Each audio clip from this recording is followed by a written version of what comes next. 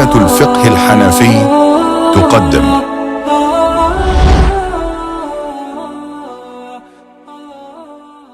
Assalamu alaikum wa rahmatullahi wa barakatuh. Welcome back to the 12th session now of the second semester of the Hanafi Fiqh BA course offered by Wise University and lessons provided by White Thread.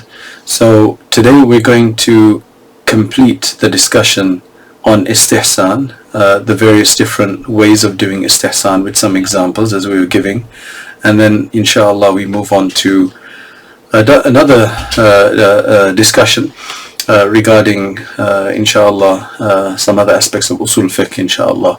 So, what we did was we actually spoke about one of the methods of istihsan. We discussed istihsan already in terms of specifying a hukm and providing a. We talked about the cases of salam, right, and laughing in salat, where despite the fact that we've got one evidence saying one way, there's another evidence, and we've decided to give that preference because we think that that is stronger in that case.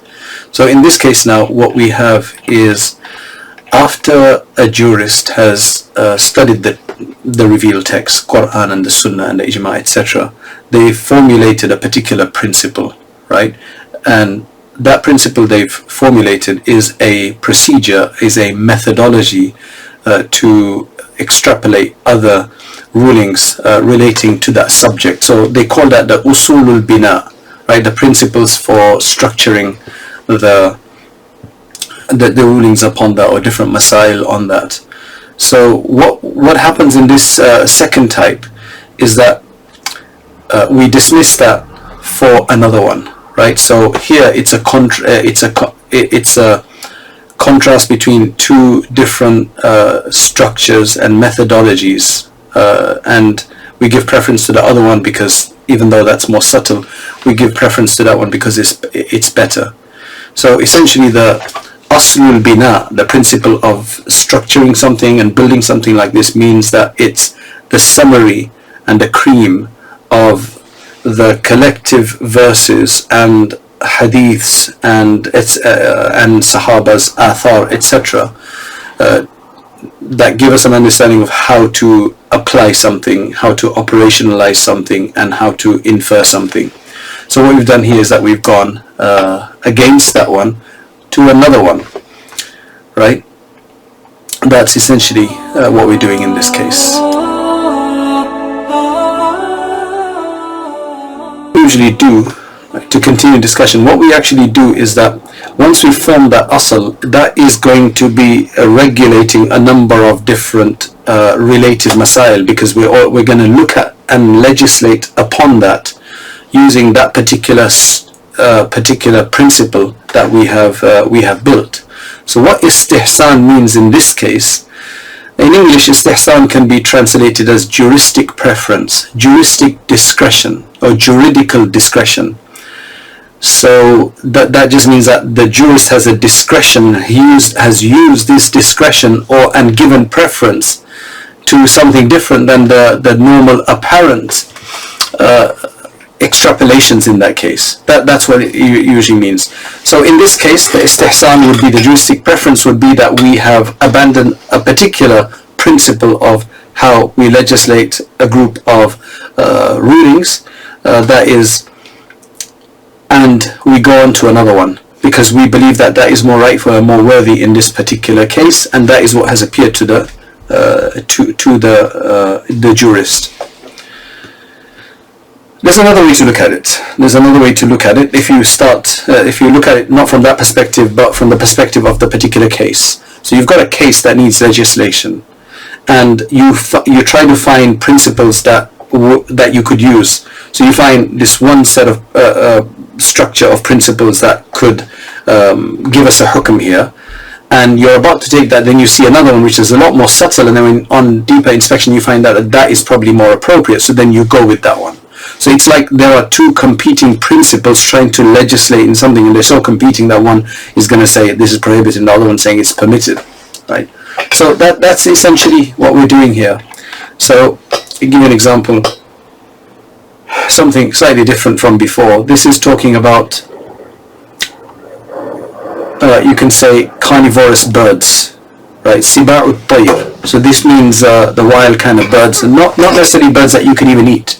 These are the more predatory birds that we're talking about, like eagles and kite and so on. If they have put their mouths, their beaks into water, does that water, because their flesh is haram, and that should make their saliva haram, which then should make that water haram, right? We made an exception for cats and the frequent animals in the home, but this is not a frequent animal in the home. So what do we do with this case? It should be the same as its meat, which means that should also become polluted. That water should become polluted, right? However, subhanallah, that is what the qiyas says. That is what the default ruling and the main apparent qiyas would say, main apparent ruling would say as well.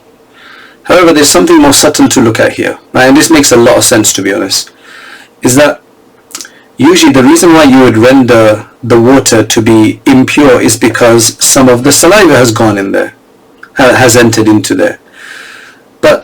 And that makes sense for animals, right? Because it would be their mouth, their lips, their tongue, etc. that would touch the water. However, when it comes to birds, they have beaks, and their saliva is not inside the beak necessarily; it's further back. So their beak, when they put their beak inside to take some water, their own saliva does not have to mix with the water, right?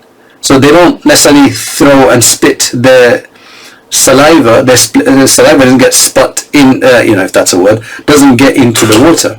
So it doesn't have to become impure, right? So that's why we're going to say that it's not impure.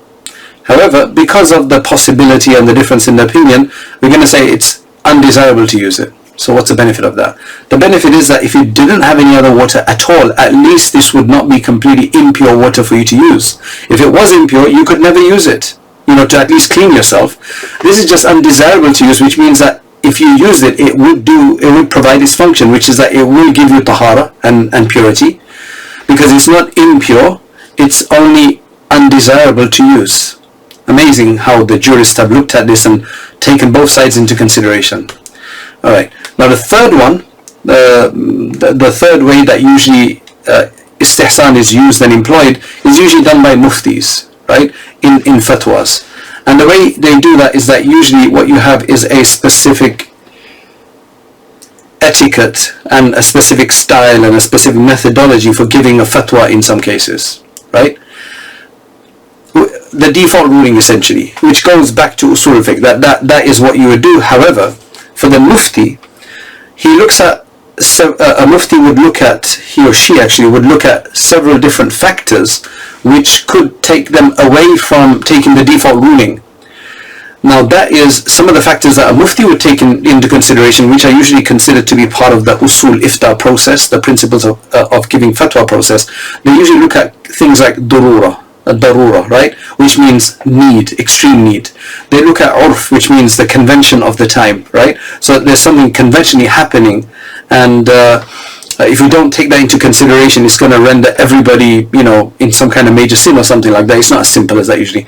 And number three, haraj. There's a massive difficulty, so they have to take that into consideration. If you take the default ruling, it's not going to alleviate the need, it's not going to alleviate the difficulty, and it's going to go against the normal urf. And whereas if you take the opposite view, it's not going to really contravene any major fundamental principles, though it's going to definitely contravene the principle that I said a bit, that we just spoke about, but they're not the fundamental principles as such, right? That is going to destroy the whole of Islam or something. So then they take the other consideration based on evidence. So there has to be some evidence of why they take it. It's not some kind of arbitrary process of doing things, right? So let's look at some examples. Allahumma salli ala Sayyidina Muhammad. Now this one, if you may have studied this in your furu' al-fiqh, your derivative law case, that you've been discussing in the ascent to felicity, right? Here, what we've got here is that the water So you may have read a masala there that if there's a well that has become impure because some impurity fell into it, and once you get rid of the impurity, because the water, the wall, maybe even the bucket that was in there, all of that has touched that water now, so the impurity transferred from the actual impurity, the impure state transferred from that into the water to the bucket and the walls and everything.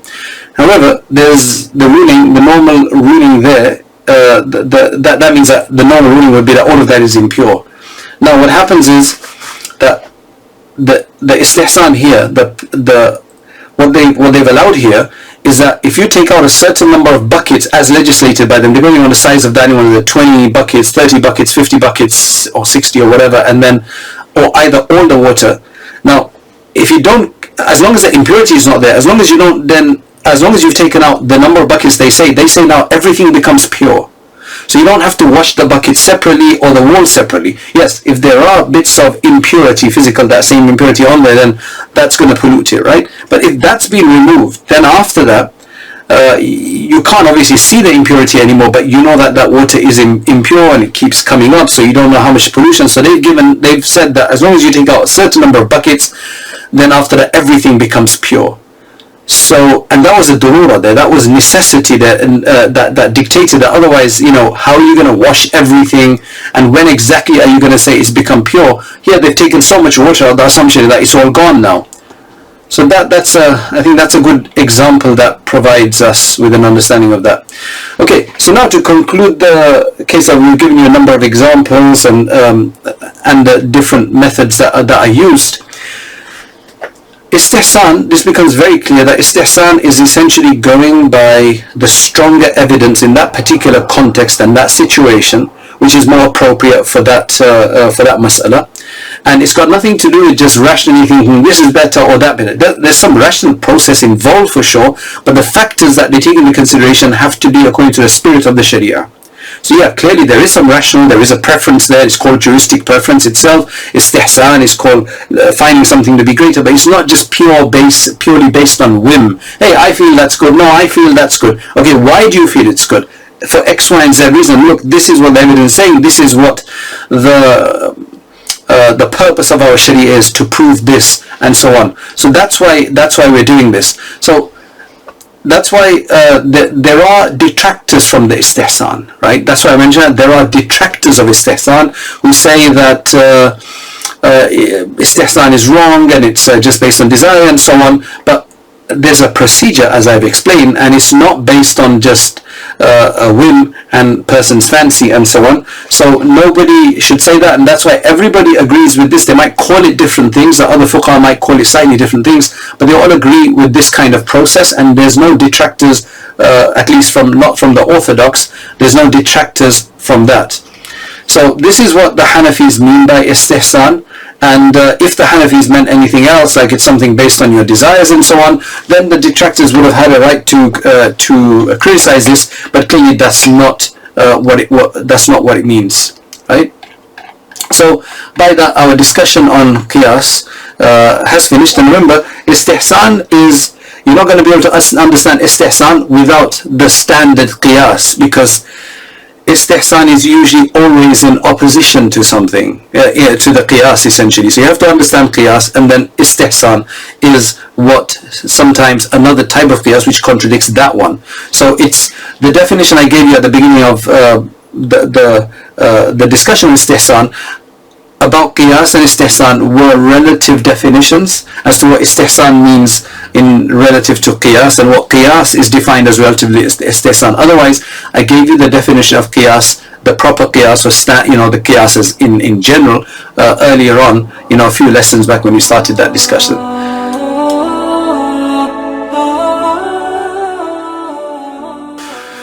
Right, so now after having had that discussion on istihsan, this is a very, very important discussion. In many of our Hanafi books, the next discussion I'm going to have is not usually done at the beginning. For some reason, they do it towards the end, much later on. Just like in the few books that I'm consulting right now, it's not at the beginning.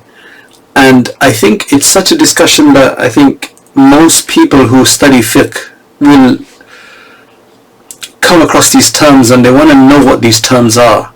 But for some reason, the Ash'ari books, the Maturidi books, rather actually the Hanafi books, they postponed this discussion to later. Now, you inshallah, in the next year, right, in year 2, when you'll study usul again, there will be some introductions there of how usul came about and so on, inshallah. You'll study it then, and it'll be very relevant.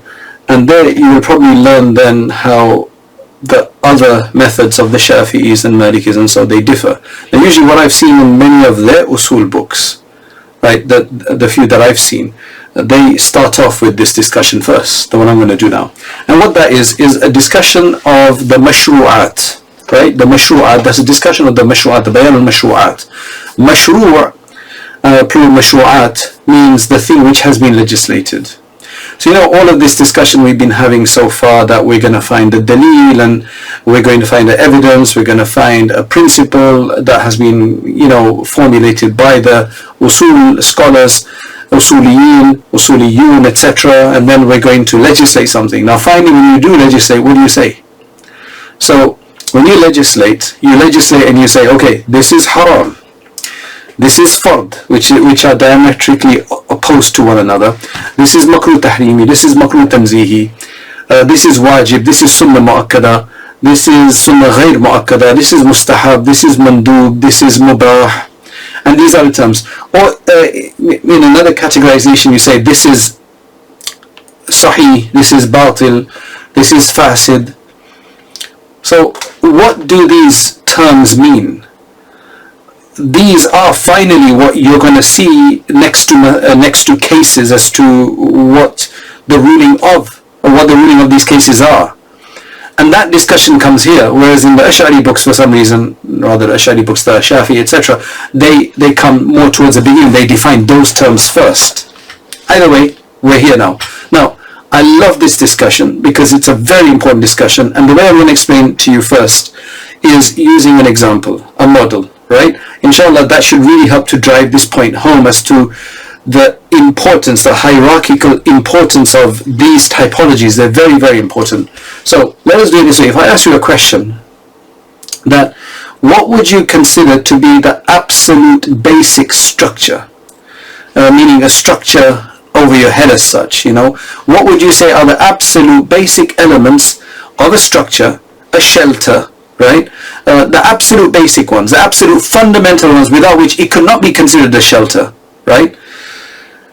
Nothing beyond that, just the absolute basics that would make a shelter, the absolute necessary integrals, right? What do you think that would be? So that should be two things, and that's it. That should just be two things. It should be the ceiling, the roof, and pillars to hold it up. That essentially will be the most fundamental structure. You don't even need the walls, because at least this much will save you from the wind and the sun. That's all a basic structure is.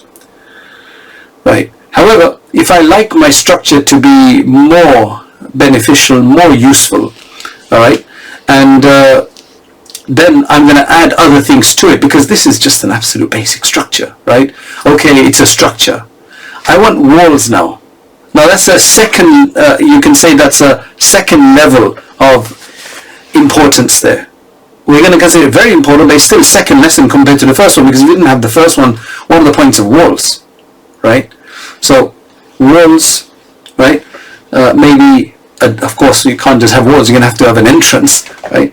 Then after that, you go into additional things, like making sure that they are not just raw brick, they are covered properly, they've got a finishing on there, there's a carpet, there's lights, there's maybe windows, there's ventilation. Now, where do we judge all of these? Into what categories? So this is how it helps us to understand this structure here, right? The absolute basic structure that we needed were just pillars, no walls, just pillars with a roof to protect you and shelter, right? That's all you need, right? That was the integrals. Those are what you call the fard, the fara'id, the plural of fard. That's it, that's the integrals. So you call that the fard. Without that, the structure does not even exist. So in your mind, always have salat as the example to bounce this off. If there are certain aspects of the salat that were missing, then there would be no salat, even if you look like you're doing salat. For example, qira'ah, to recite some Quran, to do a ruku in each rakat, that is an obligation. If you miss the ruku and you finished 20 rakats of prayer with no ruku in any of them, the bowing posture, that your salat would be invalid, even though it looks like such a beautiful salat. You had all of the additional aspects. So the absolute integrals of salat are, for example, saying Allahu Akbar, right? Whether that's a precondition, an integral, having some qira'ah, standing, one ruku, two sujood, and then sitting for a certain amount of time. Without that, the salat isn't a salat. However, no salat is going to be praiseworthy like that. So you have to add all of the wajibat. So let's put in some walls. Let's put in a doorway, a certain size, and maybe windows and so on. So the second degree of necessary things I would say is wajib. Personally, I don't think carpet is a wajib. I think that's a sunnah. Maybe a sunnah mu'akkada to have some kind of flooring, alright? To have lights, would you call that a wajib or a sunnah mu'akkada? I would say, well, you could still get away with it. It might be a sunnah mu'akkada, like an emphasized sunnah. Likewise, paint on the wall. The wall itself is a wajib, but having it finished, I would say sunnah mu'akkada for a lot of people. And then you'd have additional thing that, okay, let's have some furniture. I mean, I can keep my clothes on the ground, but let me have a wardrobe. That's a sunnah maybe, right? To put stuff in a fridge, sunnah. So some people it's a mustahab, even lower than a sunnah, sunnah ghair mu'akkada. And then there'll be other things which are just mubah. You can have somebody else there, something like that. So it's the same thing here. To determine any act, to see what's missing, whether you have to do it again, or what are the penalties for missing something, you have to determine whether the problems are in the absolute integrals, or are they in the very necessary acts but that are not integrals, or are they in the kind of semi-necessary acts, next level, or are they in the not necessary acts but the preferable acts, and so on. So hopefully that will explain. So now if I say that the first level is the fard, the integral, okay? The second level is the wajib, the third level is sunnah. Now in sunnah also means the way of the Prophet ﷺ. I already explained that before, but now we're using it in this typology of sunnah mu'akkada, sunnah ghair mu'akkada, which is a fiqhi designation. Sunnah mu'akkada, I'll define that for you. So the way you have it is fard, wajib, sunnah mu'akkada, sunnah ghair mu'akkada, and then that could also equivalent to what they call the mustahab and the mandub, and then you have lesser than that the neutral state, which is mubah. It's just permissible if you do it, but you don't have to do it, and so on. And then you have something similar on the other side, right? The heaviest on the other side is haram, followed by makruh tahrimi, which is similar to wajib on this side, okay? And then makruh tanzihi, which is similar to sunnah ghair mu'akkada, I would say. It's kind of in between, because there is another one in between as well that sometimes we put in, which is called isa'ah, which is more like the opposite of sunnah mu'akkada sometimes, right? But they're not exactly 100%, opposites. So let us start with this. Firstly, let's start with the fard. The fard, literally speaking, just means to determine and determine something. However, in the discussion that we're having, the technical meaning here is that act, or whatever it is, which is established by, it has to be established by dalil qati, which means it has to be established by definitive evidence in which there is absolutely no doubt. So then its hukm for a fard is going to be that it's binding to do it. There's no escape from that. And it's also binding to believe that it's fard and obligatory, which basically means if it's binding to believe it's obligatory, then, and it's definitive, then that the consequence of that, if you reject it, is that it's kufr. So only rejecting a fard is a kufr, rejecting a wajib is not. That doesn't mean you go and do it, but they're both the same in terms of action. So now let's go into the wajib. The wajib then is very similar to the fard, except that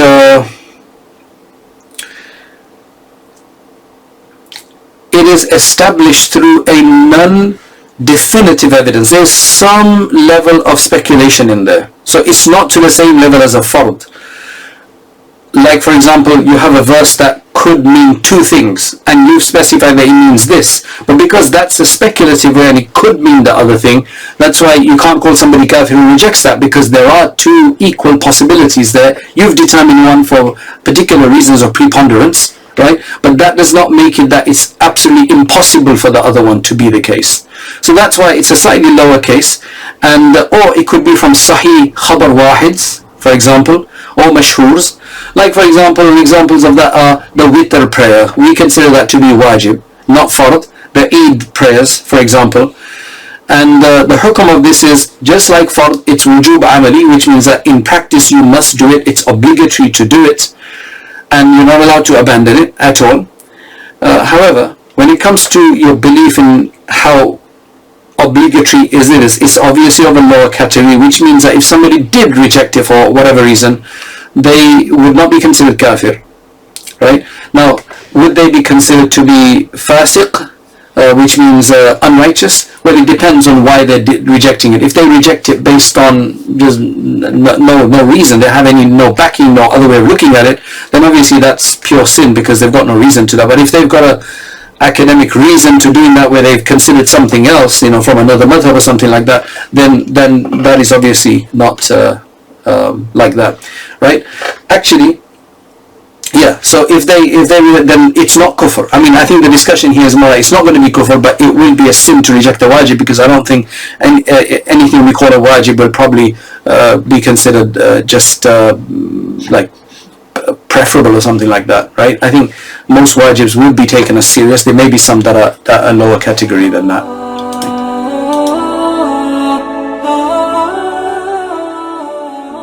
The next one in this regard, right, is the sunnah, right? That's the next one in this regard, is the sunnah.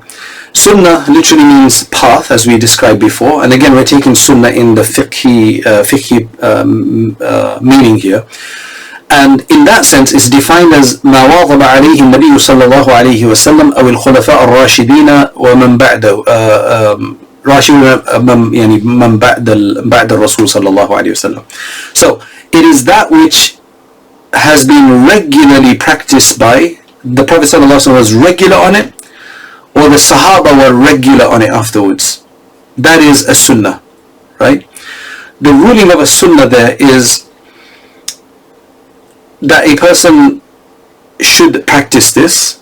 Not the obligation is not to the level of the first two, but they should practice this. They should enliven this. They should practice and put this into action. If they didn't, they would be blameworthy. We're not going to say the word sinner usually, but we're going to call them blameworthy, and I'll explain that in a bit more detail. If they did have to miss it once in a while, then for an excuse or something once in a while, that's fine, as long as they don't make a habit of missing it. If they make a habit of missing it, it means that they are abandoning the sunnah, and once you say you're abandoning the sunnah, that becomes very serious. So now that the ruling of that, you'll understand that from a number of narrations. The Prophet ﷺ said, whoever does not follow my sunnah, then they're not from me. That's very serious. Whoever does not abide by the sunnah, they will not gain my intercession on the day of judgment. Right? So you've got hadiths like this which show you the blameworthiness of abandoning a sunnah. And here I mean a sunnah mu'akkada. Okay? When I say this, I mean sunnah mu'akkada. So sunnah mu'akkada I will probably define as something that the Prophet ﷺ did most of the time, or encouraged very, very strongly, but then sometimes did not do it, which shows that it's not wajib or fard, right? However, it shows that the Prophet ﷺ did it many times. And the sunnah غير mu'akkada, that we would denote down further by saying that it's something the Prophet encouraged in general, or did sometimes but did not do it all the time. So that one is more what we would call like the mustahab, right? What we would call the mustahab, or that which is considered to be recommended, right? It's not a emphasized sunnah as such. So that's the difference between those two. That one, if somebody doesn't do it, they're not going to be sinful at all. If they never do it, they're not going to be sinful, right? Because there's no hukum like that. And then that is also called nafl, as an optional act, right? So nafl usually means extra, right? That's what naflan means, to be extra. And here it just means that which is beyond the fard and the wajibat. So literally speaking, even a sunnah is a nafl really, because it's not obligatory. Like, it's not obligatory to that level. That's why sometimes they refer to the whole thing as nafl. Okay, but when you want to separate between them, then the nafl is the lowest degree of that. It's that which is just an optional act. It's good to do, and you will be rewarded for doing it, but you're not going to be sinful for not doing it. That's the hukm of it. So now we've gone down to the lowest level, and again, there's different words for this: sunnah, ghair mu'akkada, mustahab, mandub, etc., and then nafl. Right? Sometimes those are the act can be labeled as any one of these one of these things. Okay. Now let's move on to the opposite. This is bayanul manahi. These are the exposition of the prohibitions on the other side. Here we can divide this into three. Okay. There is a fourth element that, you see, different books do this differently, some in a more nuanced way, some in a slightly less nuanced way, but overall there are three categories. Number one is haram. That's opposite of fard, right? You can understand. Then it's makruh. Now makruh is makruh tahrimi and makruh tanzihi.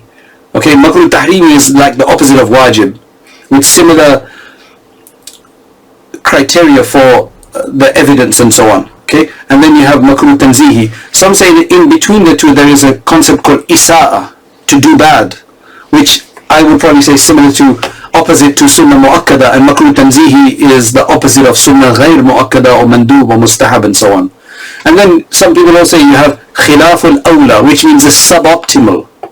That's probably a lower category than makruh tanzihi, or sometimes that is the same thing as makruh tanzihi. So it just depends on which book refers to what. Sometimes it might be a separation made between them. Otherwise, makruh tanzih is definitely the opposite of being optimal anyway. And then again, it gets down to the mubah act, which is the neutral act in between, which I haven't defined yet. So let's quickly do these.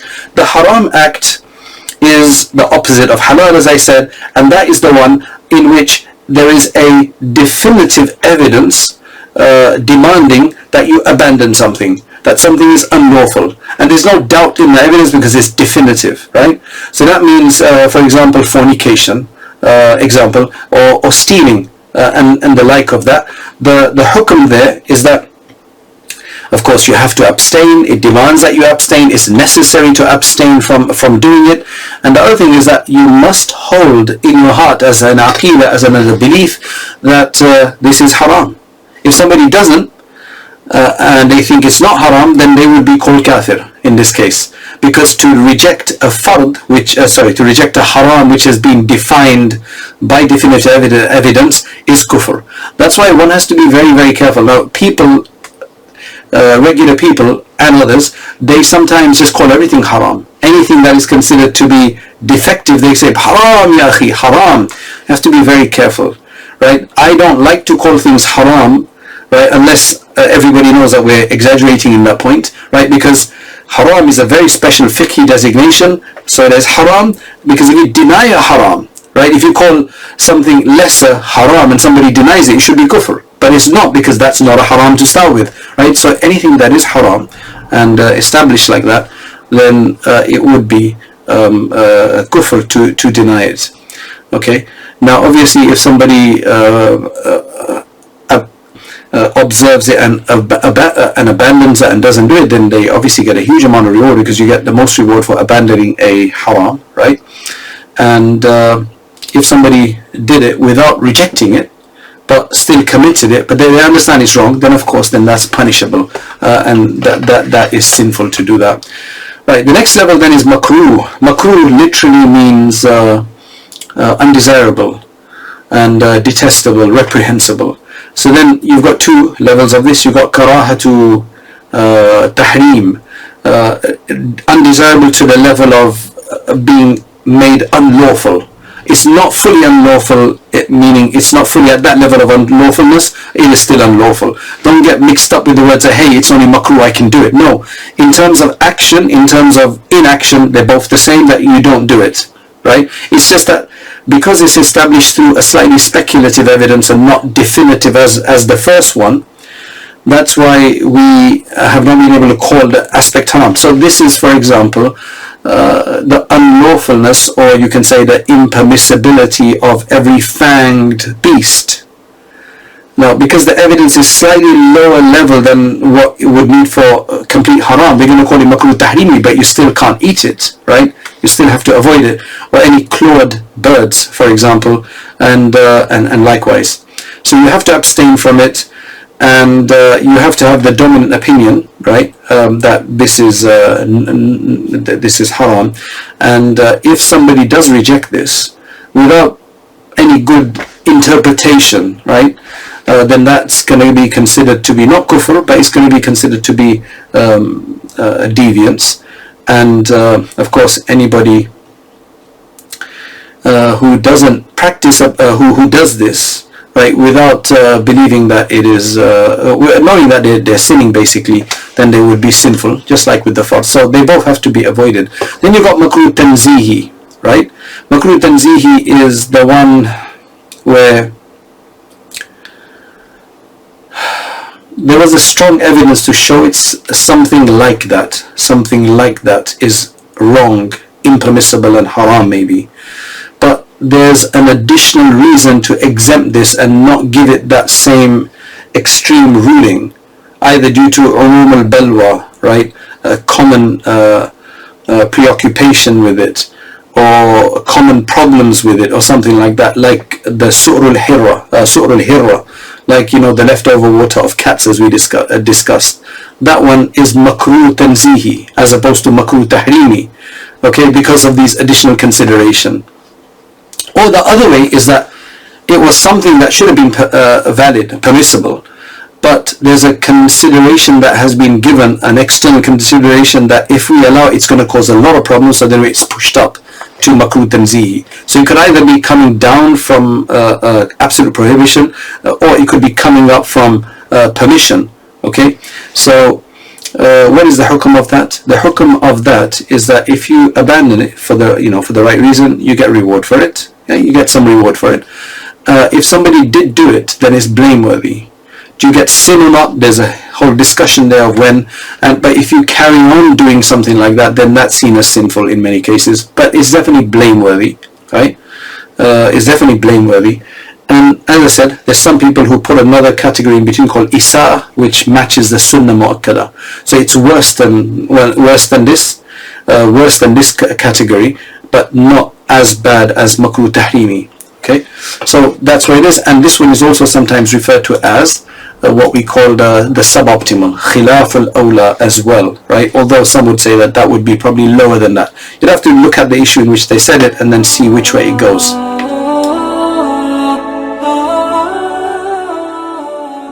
So in this last, in our summary here, I want to summarize this by mentioning another aspect of the sunnah that some say. So some also have what they call the sunnah al-zawaid, and they have sunanul huda, right? You'll see that in some places. Sunanul huda essentially are those sunnah that are very, very important and are considered to be things like what some of the salient aspects of Islam, right? It's about some major features of Islam. For example, the jama'ah prayer, the adhan, the iqamah, and the likes of those. These are things that the Prophet ﷺ nearly always did, may have missed them once in a while. So you can see that there's that sounds like sunnah mu'akkada. Then you have, then some people refer to another case of sunnah called sunnah zawaid, the extra sunan, okay? And what that means is that this is something that the Prophet ﷺ also regularly did, left it many times.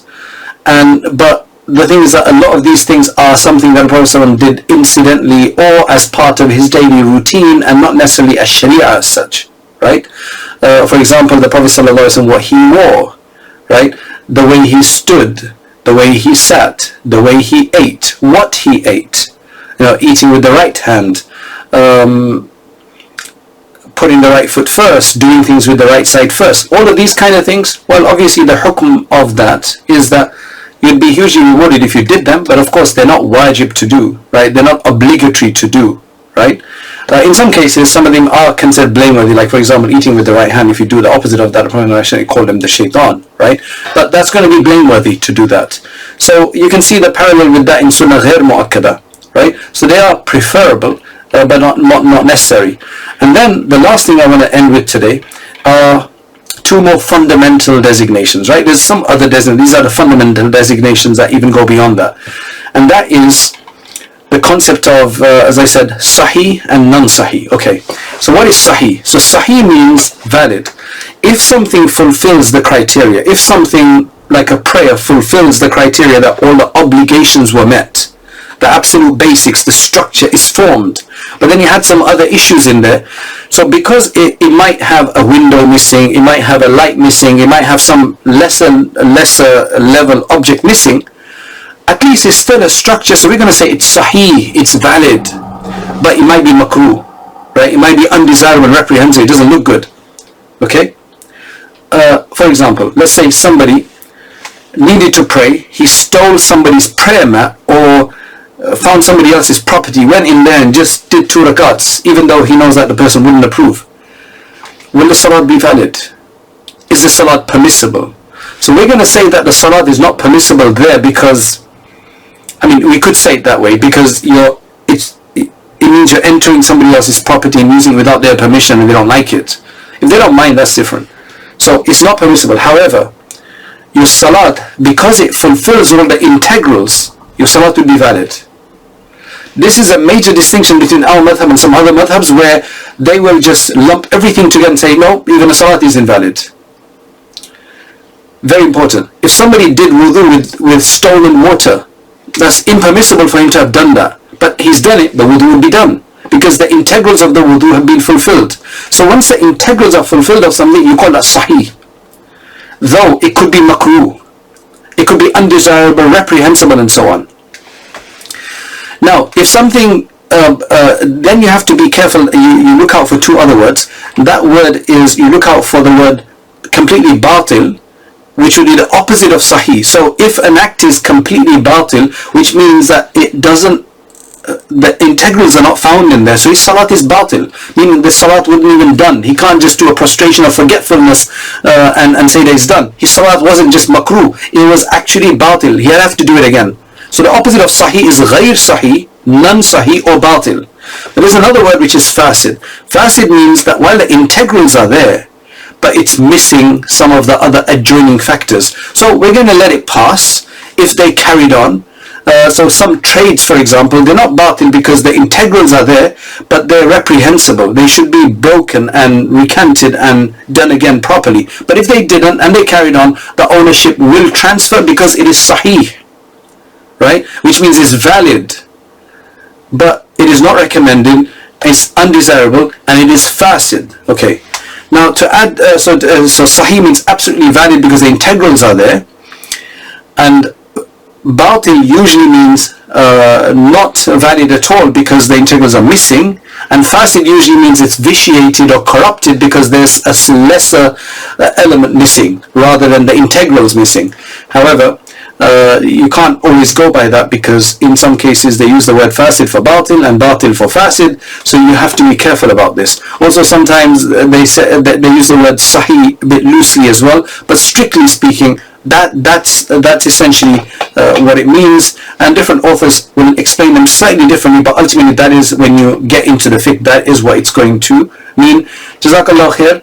That ends our 12th session actually, regarding the different ahkam, and I think you could have studied this first and it would have made sense, but of course this was a whole legislation process, and ultimately this is what you're going to end up with once you've done your usul al-fiqh. And once usuliyun do their usul, ultimately this is what is going to become manifest in the rulings. That's probably why they've mentioned it last, inshallah. We'll see you in the next lesson. Keep us in your du'as until then. May Allah grant you a blessed day or night whenever you're studying this, and Allah bless you, right? Assalamu alaikum wa rahmatullahi wa barakatuh.